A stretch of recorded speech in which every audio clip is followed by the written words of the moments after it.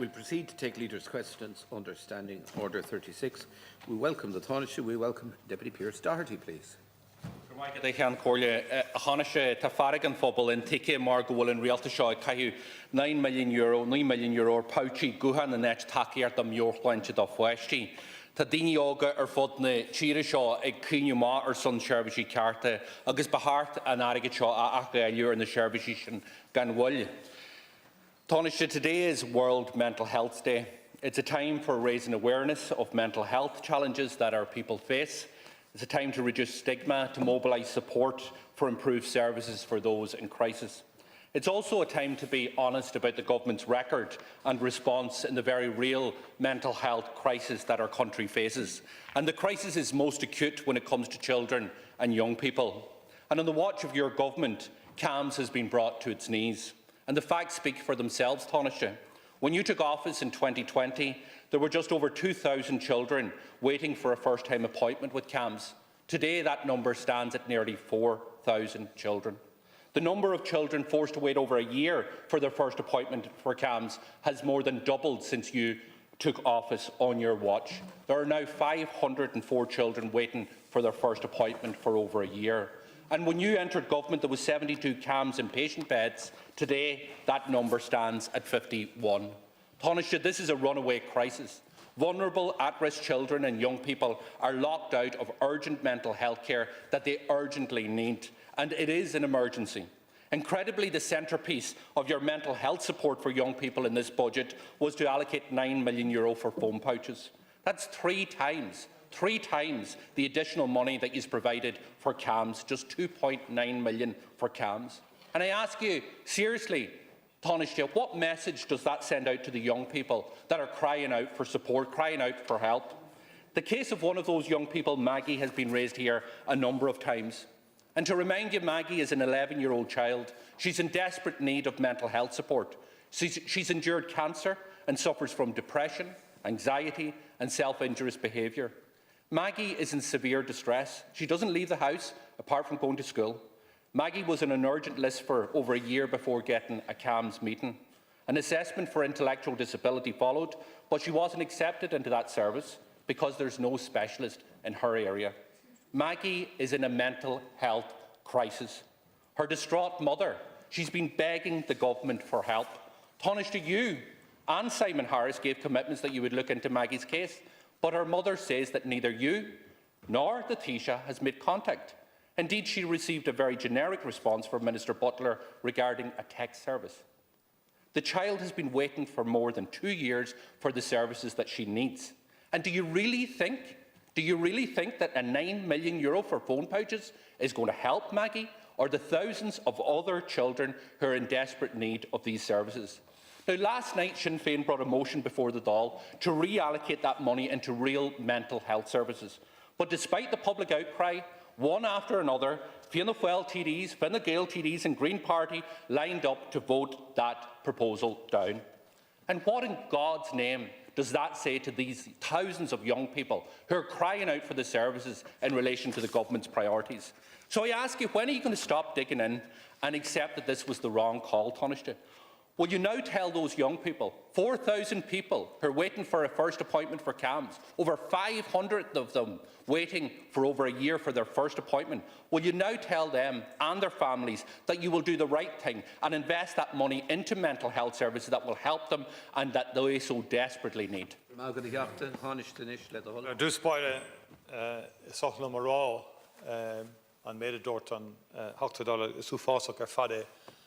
Go sé géirigh comparáide dhéanamh nó juxtaposition dhéanamh idir an méad atá déanta gcomsaí a dtacais leis an inistíocht a gcomsaí sláinte.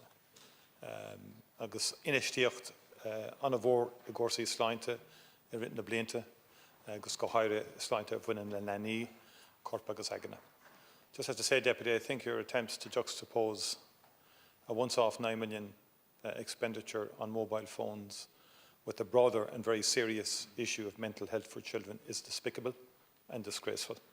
It's a conflation, it's a deliberate attempt to propagandise, to try and grab something out of the budget and then situate it in the context of mental health services for children.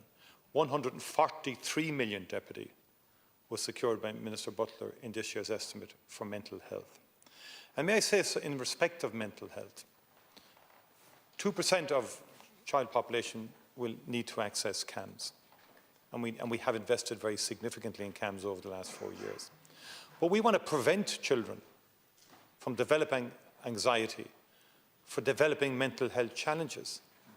And the more action we take at the preventative stage, the better for the child and the better for people more generally. I met Dr. Fauci when he was here in Ireland.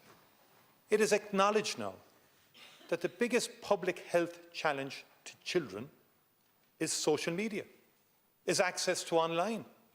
And you just ignore all of that for a cheap political stunt and headline.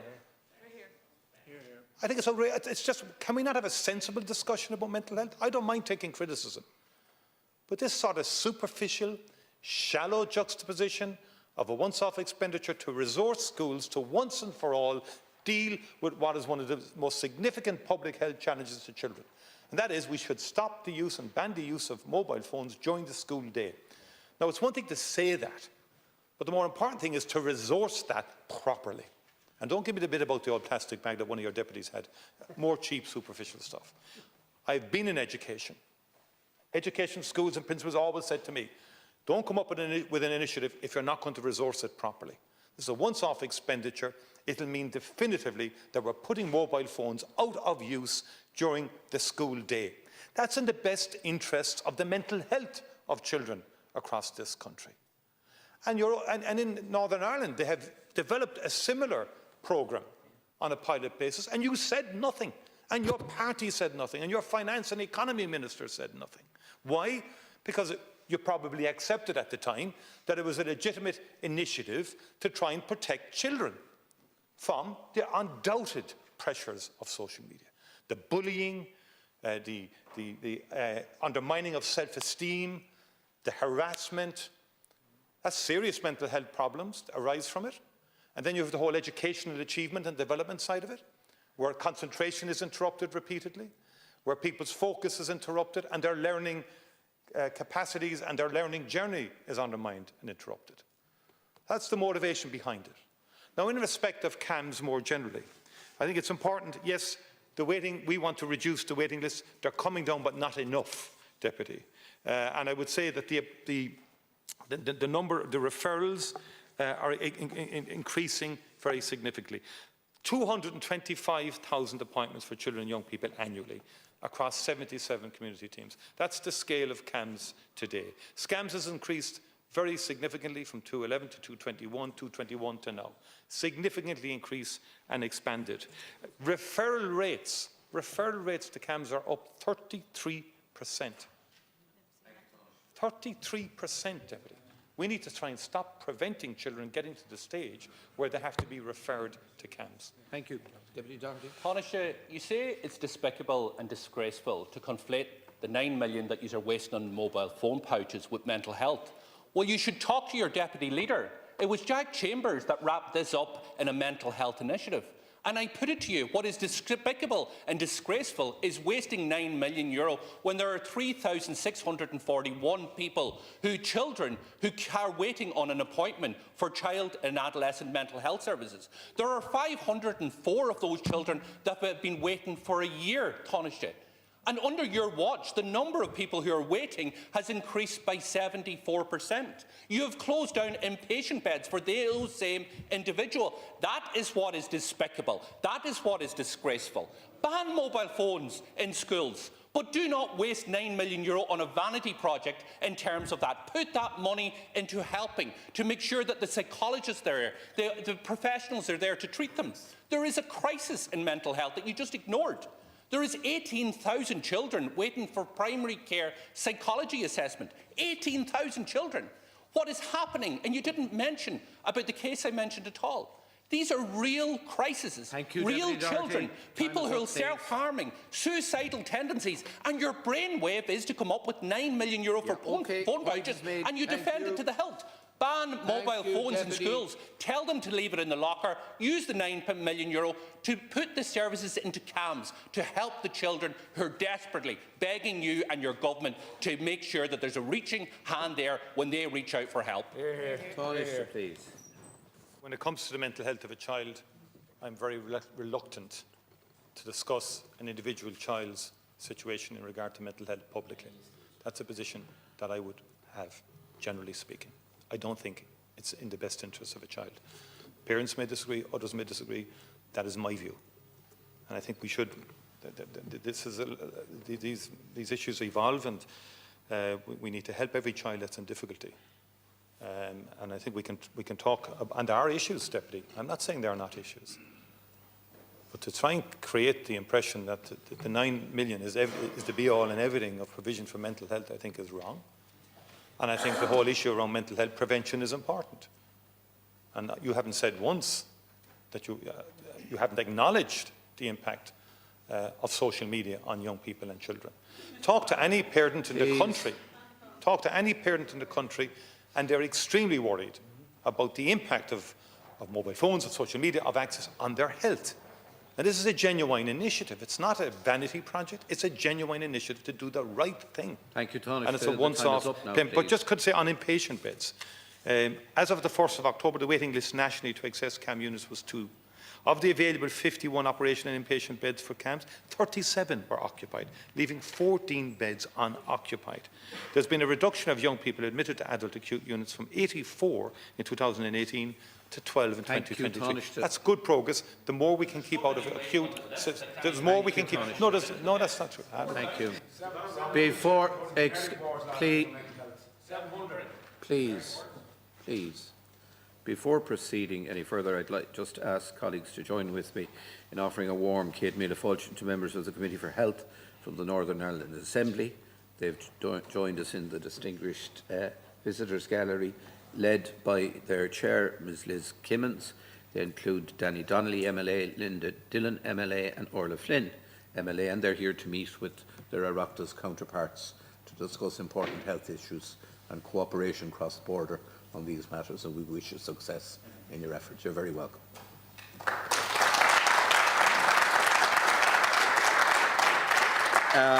Now, the Leader of the Labour Party, please, Deputy Ivana Bacik. I want to raise with you the incredibly volatile and concerning situation in the Middle East. Just as we were coming into the chamber, we hear reports that Israeli troops are, as we speak, firing on 3 UNIFIL positions in Lebanon. We understand one of those, from the reports, that one of those is the base at Nakura, that there are injured UN peacekeepers, that UNIFIL is to issue a statement very soon. No Irish peacekeepers affected, as far as we know, but clearly our thoughts, all of us must send thoughts with all of those troops now under fire, UN peacekeepers fulfilling a really important and valuable mission. And our thoughts, of course, with our own troops, our own peacekeepers in southern Lebanon, with their families who we all know are so desperately worried as matters are developing. And we hope that everyone will be safe as far as possible. But it clearly seems that the UN is under attack from Israel. Taoiseach, I've already thanked you, and I want to put on record my thanks to you for giving a briefing to myself, to other opposition party leaders on the situation facing Irish peacekeepers in Lebanon on Tuesday. And since that briefing, which I think we all found very, very useful and constructive, we were relieved to see that the most immediate danger for our own troops in their own positions had receded. As I say, this news is just breaking of Israeli attacks on the UN today. I want to put on the record my deep appreciation and that of the Labour Party for the invaluable work being done by our peacekeepers in Lebanon. We know how dangerous that work is, and today's developments illustrate that so starkly. I know that you will continue to keep us, but much more importantly, the families of our troops updated on developments as they unfold.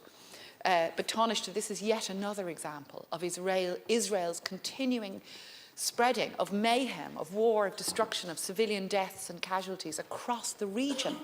In Gaza, where we've seen genocidal actions by Israel lead to over 40,000 deaths, but also now in Lebanon, and indeed reports from Syria too. Today in Gaza, 28 people killed and 54 injured in an airstrike on Rafida school in Gaza, where people were sheltering from the brutal bombardment. It's outrageous that Israel continues to act with apparent impunity, targeting civilians. Now it seems firing on peacekeepers. We know there's already been unprecedented levels of deaths of UN aid workers, of children, of journalists under fire from Israel. The Taoiseach is in Washington this week. He has said that President Biden had a conversation of substance with Netanyahu, and yet Israel continues this outrageous and illegal action. What can we in Ireland do? Well, Taoiseach, let's go further than we've already done, and we've welcomed the recognition of the State of Palestine. We've welcomed your efforts at EU level. But we have legal opinions which state that the Occupied Territories Bill can be passed into law here in Ireland to create a meaningful set of sanctions against a state that is a terror state now, it seems, that is acting with disregard for the rules of international law, for the rules of international law of war, for the rules around the protection of our peacekeepers. It's unacceptable, Taoiseach. I know you share that view. I know all of us in this House share that view, as our troops are facing this outrageous danger. So what are we doing about it? Can you say that we will act to pass the Occupied Territories Bill? You have all of our support in doing so, and indeed your party and the Green Party up to 2020 wanted to see that bill passed. First of all, I want to thank the Deputy sincerely for raising this issue and for your comments. I don't have an update in respect of that report, which, as I was arriving into the chamber, in respect of reports of firing on UN positions or UNIFIL positions, but I do expect to get a comprehensive report on that, which I will share with people generally. And it illustrates the very high-risk environment and the dangerous environment that peacekeepers are now operating within, and the need for an immediate ceasefire in Lebanon between Hezbollah and the IDF and Israel. And that has to happen immediately. Israel is not listening to its allies even, in terms of progressing its agenda, in terms of, it seems to be all-out war in the region, in respect of, we've seen what's happened in Gaza, where 70% of all buildings have been levelled, 40,000 people killed, and indeed the population now experiencing really forms of famine, lack of access to proper nutrition. Children have had no access to schools for 12 months from the beginning of this war with the Hamas attack on October the 7th, which in itself was a heinous crime as well. But it is unacceptable. And I said this earlier in the House, the nature of destructive warfare today, where an entire community and from education to health gets destroyed in the name of attacking various opponent military targets, is simply a clear breach of international humanitarian law, and there's no doubt about that. And Ireland has pursued through the international courts. We've supported the international courts. We've made submissions to the international courts, and I think the advisory opinion is important, and I think it's important in the context of the Occupied Territories Bill, and we are awaiting further advices from the Attorney General, which I expect we'll get shortly, in respect of both the bill itself, but also the impact of the ICJ, because the ICJ places obligations on states in respect of the occupation, and that nothing can be done that would in any way aid or support the Israeli occupation of Palestinian territories. And I think that creates, in my view, a new context in which we must look at this. And we've already tabled this at the European Union Foreign Affairs Council meeting, the informal one held recently, where Josep Borrell has said he's the high-level representative of that he has sought legal opinion as to the implications for the European Union in respect of the ICJ advisory opinion, which Ireland supported, as you know, through resolutions, and we co-sponsored a resolution recently to have a follow-through at UN level in terms of the implementation of that advisory opinion. Deputy Bacik. Thank you, Taoiseach. As you say, clearly the situation is unfolding. UNIFIL are due to give a statement shortly, but the reports are, of course, extremely concerning. And I do agree, of course, what we need to see is an immediate ceasefire. It's also true, as you say, that Israel is not listening to allies. They're not listening to anyone. That's the point. They are continuing to act because they believe they can do so with impunity. Netanyahu's government has lost all sense of moral compass, all sense of international law compliance. So as a small state here in Ireland, where our people share such outrage at Israel's actions, I think sometimes people can feel helpless. What can we do? And certainly we have done some important things. Recognition of the State of Palestine was very important. But we can and should and must go further. And I take some encouragement from your response to me there, Taoiseach. As you say, the ICJ opinion does change the situation. It does create a different, changed legal context in which it becomes even more imperative that we pass meaningful trade sanctions on Israel here from Ireland. The EU is Israel's biggest trade partner. This is how we can have an impact on Israeli policy, is through trade. And what I want to hear, Taoiseach, is can you assure us that you're actively looking for ways to pass the bill rather than reasons not to? Right, Let's hope that AG's opinion will give now. us a way forward. Taoiseach. I can assure you that anything that will assist in, if you like, pushing back against the occupation of Palestinian territory, and indeed what's happening at the moment, a significant land grab in the north of the West Bank, we will be supportive. In terms of the ICJ opinion, I already took action in respect of instructing my department and the military leadership not to procure from Israel any defensive equipment or drones or whatever. I had read somewhere that that was about to happen, much to my surprise. But I think the ICJ, I would regard any engagement with the defence industry in Israel would be tantamount to supporting the occupation. And so I took that decision based on the ICJ advisory opinion. And I think it's an opinion that people should read. I know you have, because it's your expertise, to be fair. But I think it has very significant implications for all of the European member states. They can't really, I don't think Europe can ignore the implications of the ICJ advisory opinion any further. Thank you very much. We move now to Solidarity, People Before Profit, Deputy Mick Barry. Thank you, Ceann Comhairle, and what a cowardly and craven performance by the Taoiseach in Washington last night, by the way. Taoiseach, what is happening on your watch in our health services? In 10 minutes' time, trade unionists will assemble at the gates of the Midlands Regional Hospital, Tullamore, and Our Lady of Lourdes, Drogheda, to protest against the recruitment cap imposed on the HSE and their hospitals by your government. Yesterday, workers protested at St Luke's, Kilkenny, and at Connolly Hospital in Blanchardstown, where they were joined by my colleague, Councillor Ruth Coppinger. Last Thursday, I joined with workers protesting at the gates of the Cork University Hospital. I spoke to workers from the Medical Records Department. They had just 10 full-time staff, where they should have had 24. I spoke to workers from the housekeeping team. Earlier this year, hospital management tried to stop members of this team from taking their annual leave, but had to back down after an outcry. Nevertheless, the pay and number strategy still means that some members of this team have to clean 3 wards in a day. That is backbreaking. Outsourcing has to be stopped, and these workers should get their grade 3. I spoke to nurses who pointed out that there are more than 2,000 nursing and midwifery vacancies being suppressed across the HSE. God knows how many posts are being suppressed across all grades, Taoiseach. Perhaps you could tell us.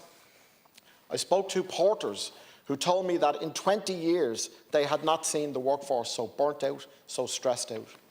On Tuesday, there was an incredible 98 patients on trolleys or chairs at CUH, the highest number since the INMO started collecting trolley numbers 18 years ago. If there are 98 patients on trolleys in CUH at the start of October, how many await us in the depths of winter, Taoiseach? Now, one of the hospitals that could take some of the pressure off CUH is Mallow, but Mallow Hospital itself now has 34.5 full-time vacancies. Staff shortages in its lab services recently forced the cancellation of some surgical procedures.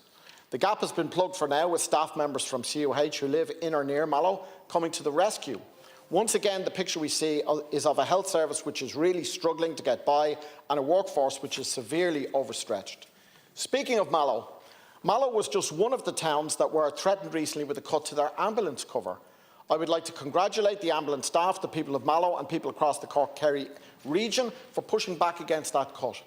The threatened cut to ambulance cover was withdrawn under pressure, but the original cutback by the HSE to National Ambulance Service funding remains in place.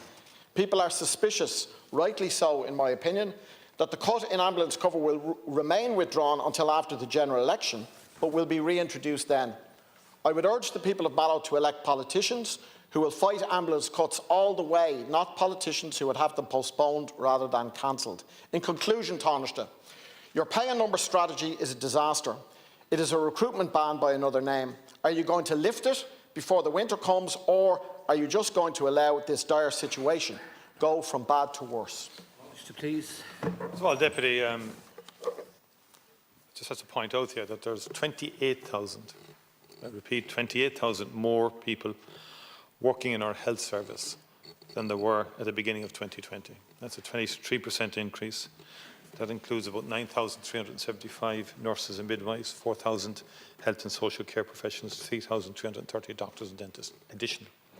And at the moment, we're looking at about 129,753, about 130,000 people now working within the HSE, and that's excluding disability services which have moved over to children. The budget is in and around 25.8 billion. So I think we need perspective here. The idea that you create a picture of cuts and sort of pull back, that doesn't stack up. Doesn't stack up. The agreement that was agreed with the Minister and for Public Expenditure Minister of Health allowed for 1.5 billion in 2024 into the base and 1.3 billion into 2025's base. These are huge sums of resources being allocated to our health service. And that agreement allowed for the regularisation of 2,000 posts for which the HSE had recruited, but up to now were not funded for. And then a further 2,000 posts that were recruited temporarily to support services during the COVID-19 pandemic, and which are still in place. So the HSE had basically recruited 4,000 without funding being provided. That's all sorted now. But in addition then, provision has been made to recruit a further 4,200 and 3,000 in 2024, 3,310 funded by the Department of Health, 900 by the Department of Children. There is no ceiling. There is the provision whereby regionally now decisions can be taken in respect of prioritisation and the allocation of resources. I don't believe it merits industrial action. Certainly engagement, dialogue, yes. But we also have to raise the issue now of getting working on outcomes, reforms, governance. We can't keep on ignoring that because the resources are exponentially growing within health. We are committed to not just further recruitment, but also doubling the numbers in training in terms of nursing and in terms of allied healthcare professions also. And both the Minister for Higher Education and the Minister for Health have already announced significant funding for the colleges in respect of increasing the number of those in training. And the argument that you're putting forward in respect of that the recruitment ceiling is a freeze and then that couldn't be further from the truth. The health service has been funded to expand its numbers both this year and next year. And funding has been allocated to enable that to happen. Thank you very much. Deputy Barry. The Taoiseach gave out a lot of statistics, but he didn't point to the fact that services have had to increase, and rightly so. And he didn't point to the fact that there are big increases in the population in the state. Also, he didn't indicate how much of the new staffing is on the basis of hire of agency workers, more expensive and also, oftentimes with considerably less skill and experience in the particular hospital. The Taoiseach says he doesn't believe that it merits industrial action. Taoiseach should listen. Should listen to the nurses, should listen to the porters, listen to the staff in the medical records office, listen to the housekeeping staff. These people, in many cases, are your constituents. And they're telling me and they're telling you they're overstretched, they're burnt out, they're stressed out and demoralised. And you cannot put a blanket of statistics over that and deny the real human experience. And I'll finish on this point, Ceann Comhairle. The government will ignore this issue at their peril. These protests are gaining strength around the country. This is a snowball that's happening in the hospitals among the health service workers. And whether you have it in February or whether you have it in November, it looks to me like you're running smack into that mood among the health service workers. This will be a general election issue. First of all, I'm not providing an umbrella of statistics, Deputy. I mean, there's a fundamental issue here. I mean, first of all, the OECD, by the way, statistical data shows Ireland now has the second highest practicing nurses per 1,000 population amongst reported European Union countries. But put all that to one side. There is no doubt that health expenditure has increased exponentially. Yes, population has grown as well. I accept that. And there's pressure on hospitals. There's an organisational issue, though, as well, that we have to look at. And there's a reform issue that we have to look at. I mean, if you're increasing every year, which we more or less are, by £1.5 billion, every year now, like we have to evaluate. No, there's been a tremendous increase in lifespan over the last 20 years. There's been fantastic work in cancer, in cardiology, in stroke, where outcomes have really improved, survival has improved, and better outcomes. But equally, we have to look at some of the outcomes in terms of numbers treated and so on in the last number of years, and the correlation of that with inputs. I mean, that is a legitimate issue that we should put on the table as well. And that's not the people on the ground. I think the HR management within the HSC needs to be looked at, in my view. There is no, and the one concern I have is there has been a delegation to regional executives in terms of the prioritisation of resources, but that could lead to a postcode type of a situation, and that's something we must avoid. On behalf of the regional group, Deputy Cathal Berry. Ceann Comhairle, and good afternoon, Taoiseach. Taoiseach, I also want to raise to you the situation in the Middle East today, particularly that which pertains to our own troops, our peacekeeping troops in South Lebanon. And from the outset, I want to commend both the performance and the professionalism of our troops in and around Outpost 652 over the last number of days. And I shudder to think, Taoiseach, what would have occurred had our troops given in to the intimidation and had they abandoned their position. I think it would have had a detrimental domino effect across the entire blue line, with the other 24 odd posts looking over their shoulder. And I think what actually occurred was the opposite, that the actions of our troops over there have stiffened the resolve of the other posts, and I suppose reinforced the fact that there'll be no more Srebrenicas, not on our watch at least, Taoiseach. And I think they say that history can turn on the smallest of hinges, and perhaps such a hinge is what occurred over the last few days on that outpost. And I want to commend everybody involved in that operation over the last few days for sure. Secondly, Taoiseach, just focusing on the wider issue of UNIFIL and the viability of UNIFIL itself, there has been some loose talk over the last few days, some of it well-intentioned, saying that UNIFIL shouldn't be there, that we should somehow withdraw the 10,000 troops from 50 different nations at the stroke of a pen. And there's just 3 points I want to raise in relation to that. I suspect you probably agree with me anyway. The first one I would say is if there was a UNIFIL-type buffer zone between Gaza and southern Israel 12 months ago, would Hamas's attack have been allowed to take place? Highly unlikely, I would have suggested. Secondly, even if that attack did happen, would the indiscriminate carpet bombing of Gaza have occurred had there been a UNIFIL buffer zone there on the Gaza border? Again, highly unlikely as well. And just to emphasise the fact that the Hamas attack came from an area where there were no UNIFIL troops, not from an area where there was. So I think I just want to hammer home those points that, yes, we accept the imperfections of UNIFIL, but if you're one of those people who don't appreciate the presence of UNIFIL, I can assure them that you will certainly not appreciate their absence if they're withdrawn. And then just finally, Taoiseach, I agree that the the safety and security of our troops are paramount. It is absolutely priority number one, but there's two issues I'd like to raise just specifically, of secondary importance for sure, but they are important. The first one is the logistical situation over there. And can you provide any reassurance to the House that our troops have adequate supplies of water and food to sit this event out? And then secondly, there's a planned scheduled rotation about 5 or 6 weeks' time where about 300 fresh troops from Ireland would be heading out to relieve the 300 battle-hardened troops from abroad. So I guess the question is, does the Taoiseach at this stage at least envisage that rotation will occur as planned, pending of course the operational situation? Thank you, Taoiseach. Thank you, Deputy. Thank you, Deputy, for raising this issue, and I'm in a position to report to the House that I understand a statement will issue shortly from our Defence Forces stating all Irish accounted for and well in Lebanon, which we were relieved in respect of the reports that have been circulating prior to this session of Leaders' Questions starting.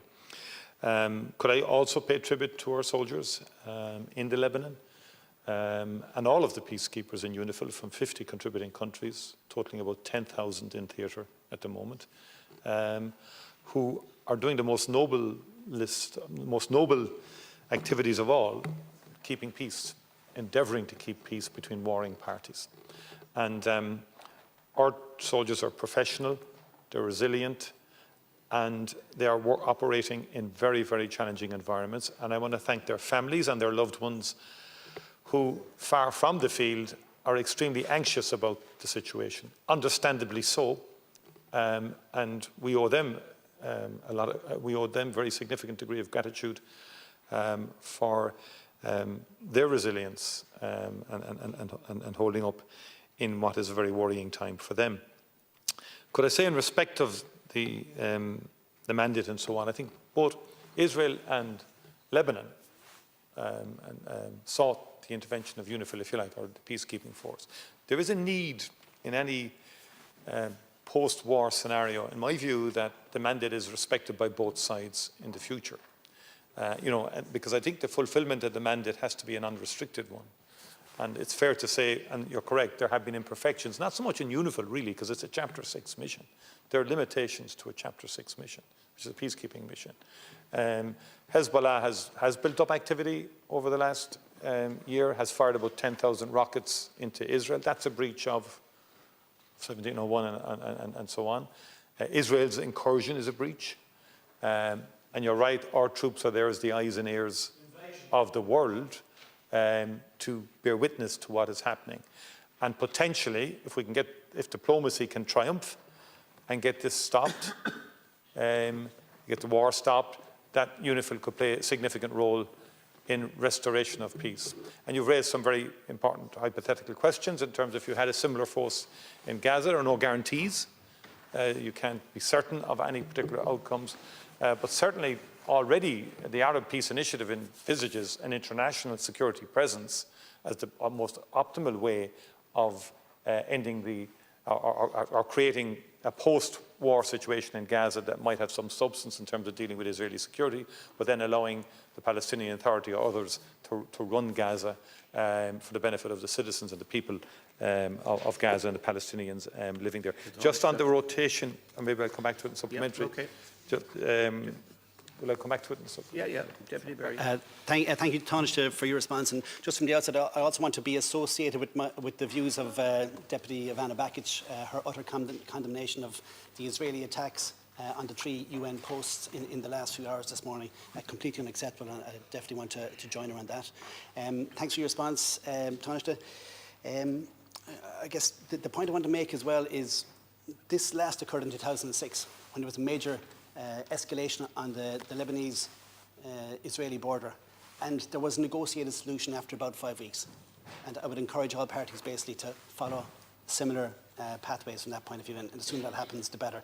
And if you want to use the last few moments, Taoiseach, just in relation to the logistics and any reassurance you can give in relation to the scheduled rotation in a few weeks' time. Thank you very much. Just to say, despite recent media reports, Defence Forces have advised, and indeed I've had numerous presentations on Sunday morning for about 2 hours, 2.5 hours presentation from our military leaders, Chief of Staff, DCOS, and Director of Operations. There's both fresh food and contingency food packs available, certainly 242.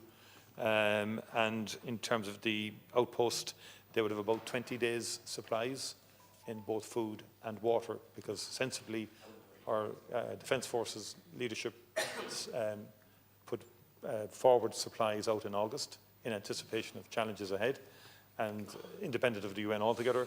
So we have provided those supplies, which have given us a buffer. On the rotation, as you know, the 124th, the handover from the 124th to 125th Battalion in UNIFIL was to occur in the 13th to 14th of November and the 24th and 25th of November in 2 chalks. But in light of the recent changes to the security environment, UNIFIL Force Commander, he has made a decision to suspend rotations for October for safety reasons, and will review the situation at the end of the month. Planning, however, remains for the November rotation continues.